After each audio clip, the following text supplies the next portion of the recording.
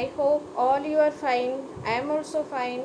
So again, welcome to Study with Master Notes. So I am very happy you are liking, sharing and subscribing my content. So that I request all of you to like, share and subscribe my video and push the bell icon so that you will get the earliest notification about my contents of the English literature and upcoming exams also. So today I will go Unit 2 Block 5 of MEG 6, the text 1 Walt Whitman. So already I have discussed in Unit 1 the works of Walt Whitman and Emily Dickinson. So today I will go the text 1 Walt Whitman. What Walt Whitman has written in its story form or poem form. So that part we will study. So in this chapter we will study Walt Whitman's the text works. So here it is the structure. You can see objectives, introduction, song of myself, crossing Brooklyn ferry, when lilacs last in the dooryard bloomed, passes to India, letter sum up, questions, glossary and suggested readings. So here it is the objectives. So already you know every unit has its own objective. So what is the objective? We will study first. The primary objective in this unit is to give you an idea of some of the major tastes of Walt Whitman. While Song of Myself 1855 show the poet's youthful exuberance and figures prominently in the first edition of Leaves of Grass. Already you know Leaves of Grass was his masterpiece, and Passage to India occurs in 1871 to 72 edition of Leaves of Grass. So we will study in brief. Here is the introduction. Song of Myself is the first major text of Walt Whitman included in the first edition of Leaves of Grass in 1855. It did not bear the writer's name, had only the title Leaves of Grass. Okay, it had only the title Leaves of Grass and the date and place of publication. Okay, had only the title Leaves of Grass and the date and place of publication. So Brooklyn, New York, 1855. It is a long rambling poem preoccupied with the poet's unique self. Okay, so it's a long rambling poem preoccupied with the poet's unique self. It is a long rambling poem preoccupied with the poet's unique self. It also seeks to establish rapport, comradeship, and utmost communion with the reader. The self of the poet seems to embrace nature, civilization, men, women, and children. In other words, the cosmos is assimilated by the poet who emerges as the bird of American democracy. The youthful exuberance and high spirits found in Song of Myself is also present abundantly in Crossing Brooklyn Ferry, 1856, in which the focus is on the river, the sunset, the ferry boat, and the details of daily life. The poet's self and the crowd, the present generation and the future generation, and the I of the poet and the you of the reader. The you also stands for all the commutes of the past, the present, and the future who want to reach home. The poet celebrates human brotherhood and fraternity as the core of American Republic. It was, however, the Civil War 1861 to 65 that marked a turning point in the history of the American Republic. The North was able to subjugate the South, and President Abraham Lincoln was re-elected as the supreme head of the Union. The assassination of the hero of Civil War led to Walt Whitman's third major text, When Lilacs Last in the Dooryard Bloomed. That was published in 1965. It is a powerful elegy lamenting the martyrdom of Abraham Lincoln and also as a poem coming to terms with the assassination of the president. The poet is also able to picture death as a kind of prelude to national cohesion and rebirth, and as the healer of the wounds of the Civil War. Okay, and as a healer of the wounds of the Civil War. So that was his poem When Lilacs Last in the Dorad Bloomed. Here is the main key point you can note down. When Lilacs Last in the Dorad Bloomed. Okay. It was published in 1965. It's the LSE lamenting the martyrdom of Abraham Lincoln, who was the President of America. Then Passage to India 1871-72 is the fourth major text of Walt Whitman, which was added to the 1871-72 edition of Leaves of Grass, and it tries to fuse the technological progress of New World with the ancient wisdom and love of the East. There is again a kind of soaring vision of entire globe being united into a compact whole transcending the barriers of geography, history and culture. Long before globalization could become a reality, Whitman could see the glimpses of a unified world emerging in the last quarter of the 19th century. Then we will go Song of Myself.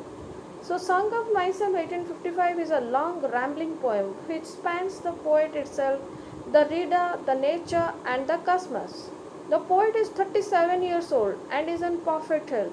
It is the earth consisting of rivers, mountains, wind that has nurtured him. Even within his house he is able to feel impact of all kinds of perfumes. What, however, he loves most is the feel of the world outside. It is a refreshing air, the rustle of green leaves, the silence of dry leaves, the sight of the seashore, and the sea rocks that stir him deeply. They fill him with deep delight. One can see traces of Wordsworth's love of nature in Whitman's depiction of nature. There is, however, one important difference between Whitman and Wordsworth. Okay? There is, however, one important difference between Whitman and Wordsworth. While Whitman always refers to the reader and seeks involvement and communion with a mindful-minded soul, the poetry of Wordsworth is mostly that of solitary man brooding and meditating. Okay. So Whitman's depiction of nature is a traces of Wordsworth's loves of nature in Whitman's depiction of nature.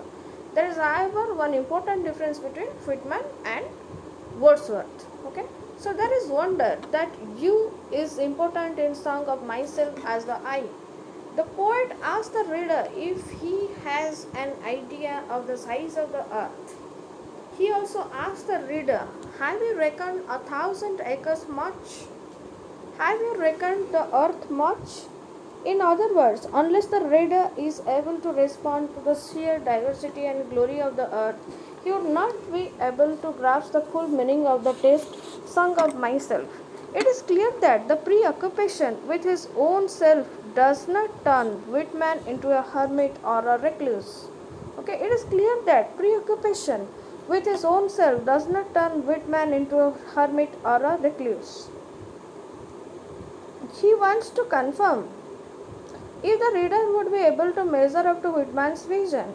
In other words, the poet is as much preoccupied with the celebration of his self as with the establishment of community of like-minded people. The search of an ideal, healthy community is extremely important in Song of Myself. The poet is also aware of the horrors of fratricidal war, the fever of doubtful news, the fitful events. These come to me days and nights and go from me again, but they not the me myself. It is true that by and large Whitman is an optimist, and like transcendentalists like Emerson and Thoreau believe that man can make phenomenal progress, but he is also aware of the evils of slavery, the north-south divide, and growth of sectarian violence that posed a great danger to the ideal of human brotherhood and fraternity. So make phenomenal progress, but he is also aware of the evils of slavery, the north-south divide, the growth of sectarian violence that posed a great danger to the ideal of human brotherhood and fraternity. One can, however, safely affirm that on the whole, Song of Myself is a poem of hope and fulfillment. So, Song of Myself. I saluted myself and sing myself, and what I assume, you shall assume. For every atom belonging to me as good belongs to you, I loaf and invite my soul. I lean and loaf at my ease, observing a spear of summer grass. My tongue, every atom of my blood, formed from this soil, this air. Born here of parents, born here from parents the same, and their parents the same. I, now 37 years old, in perfect health begin, hoping to cease not till death. Creeds and schools in abeyance, retiring back while sufficed at what they are but never forgotten. I harbour for good or bad, I permit to speak at every hazard, nature without check with original energy. Houses and rooms are full of perfumes, the cells are crowded with perfumes. I breathe the fragrance of myself and know it and like it.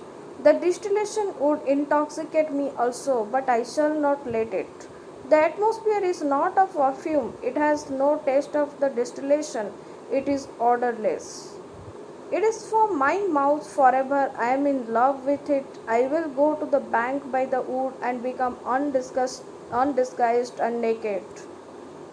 I am mad for it to be in contact with me. Okay, so here poet Walt Whitman want to go to the bank by the wood. The river bank already you know. The river bank near side of a river bank, and the wood means jungle, and become undisguised.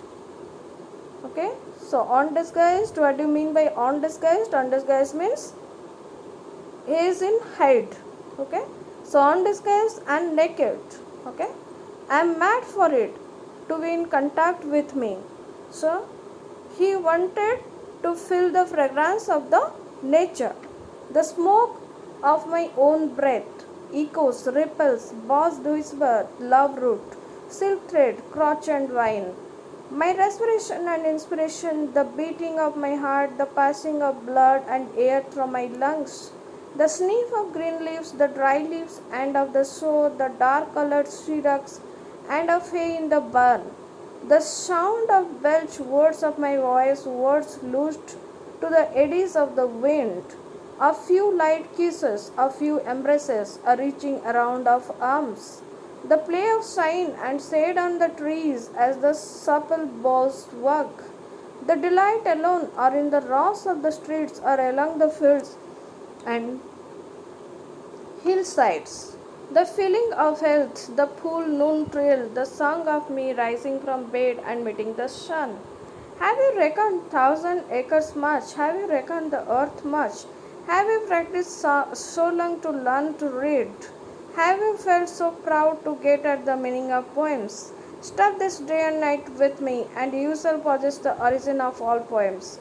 You shall no longer take things at second or third hand, nor look through the eyes of the dead, nor feed on the spectres in books. You shall not look through my eyes either, nor take things from me.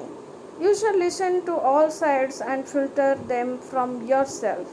I have heard what the talkers were talking, the talk of the beginning and the end. But I do not talk of the beginning or the end. There was never any more inception than there is now, nor any more youth or age there is now, and will never be any more perfection than there is now, nor any more heaven or hell than there is now. Hours and hours and hours, always the procreant hours of the world. Out of the dimness, opposite equals advance, always substance and increase, always sex, always a need of identity, always distinction, always a breed of life. To elaborate is no avail, learned and unlearned feel that it is so. Sure, as the most certain sure, plump in the uprights, well entried, well entried,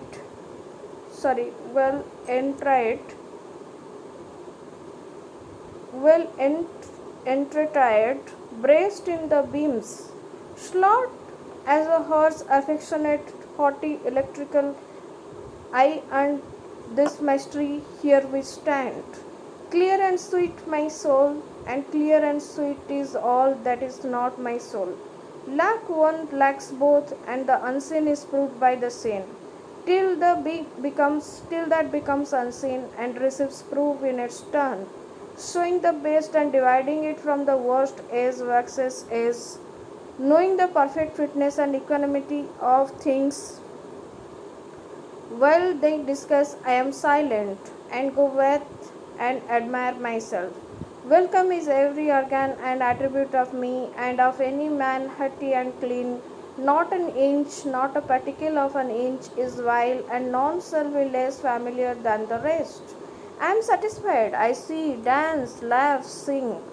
As the hugging and loving bedfellow sleeps at my side through the night and withdraws at the peep of the day with stealthy tread, leaving me baskets covered with white towels, swelling the house with their plenty. Shall I postpone my acceptation and realization and scrape at my eyes?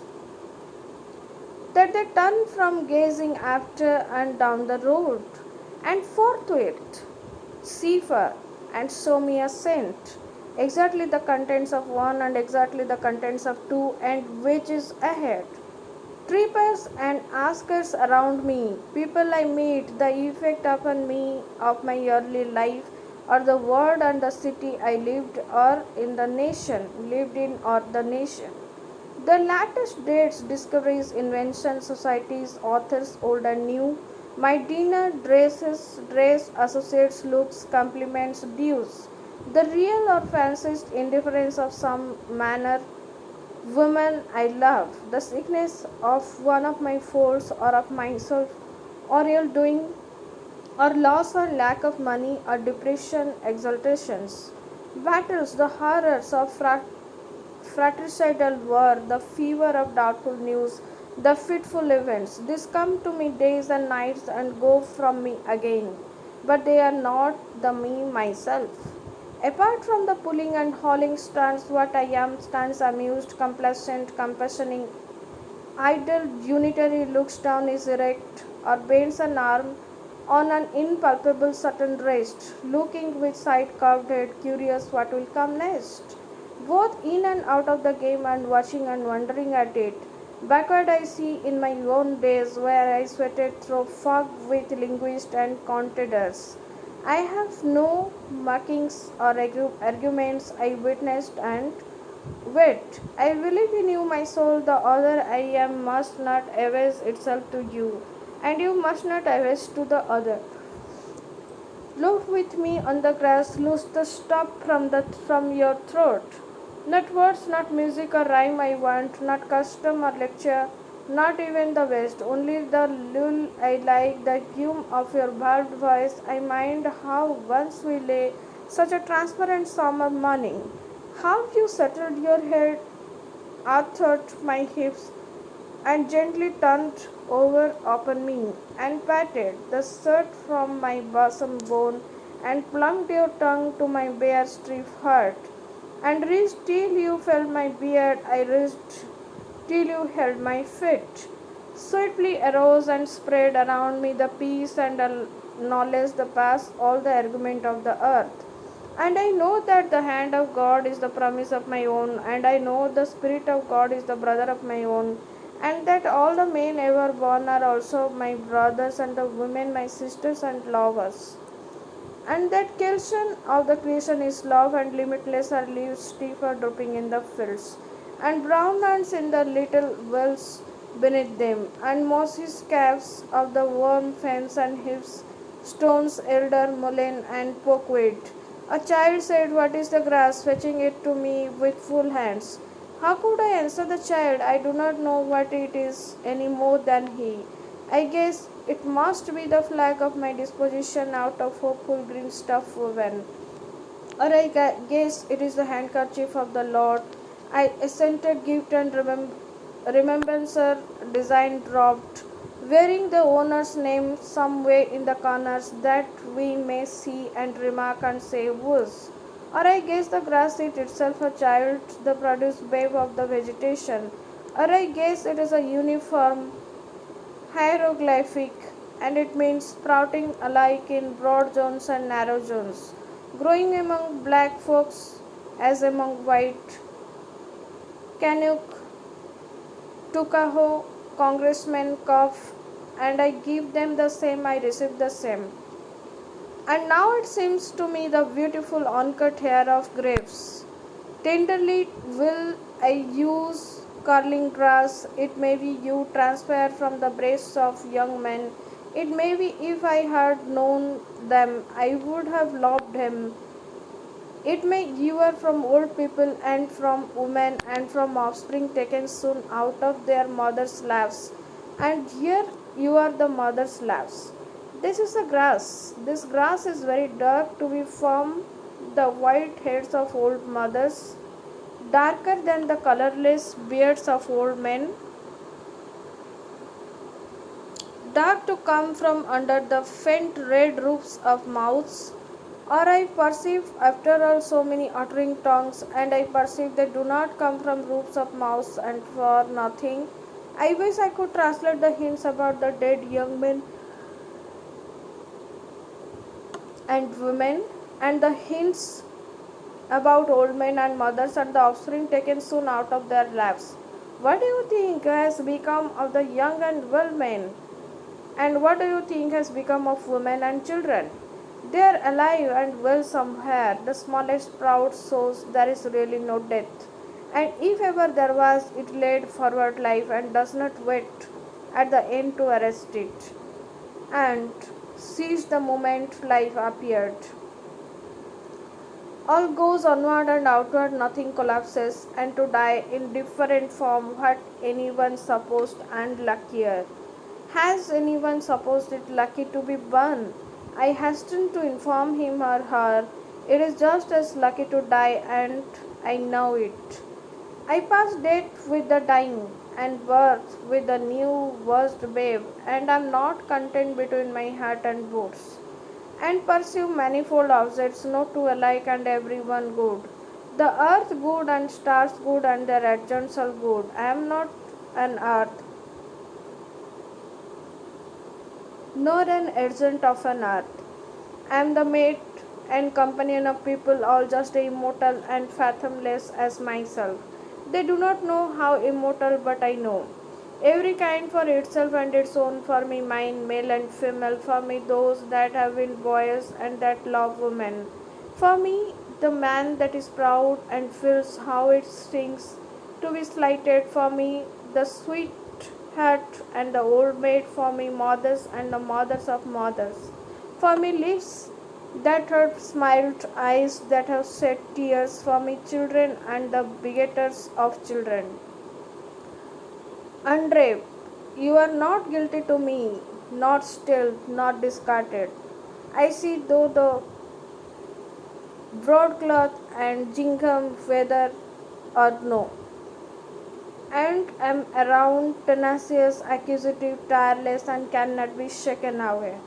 Okay, so this is all about Song of Myself. Here it is. The Song of Myself was written by Walt Whitman, which is a song in which I and you was beautifully portrayed by the poet, and the poet was very much nearer to the nature and brotherhood and fraternity of republic. Okay, so this is all about Song of Myself. All of you go through the poem and memorize some stanzas of this poem, and you should write in the examination paper. Okay, so here it is Song of Myself. So in the next class I will go crossing Brooklyn Ferry. So keep watching the videos from first to end, and like, share and subscribe. So thank you viewers.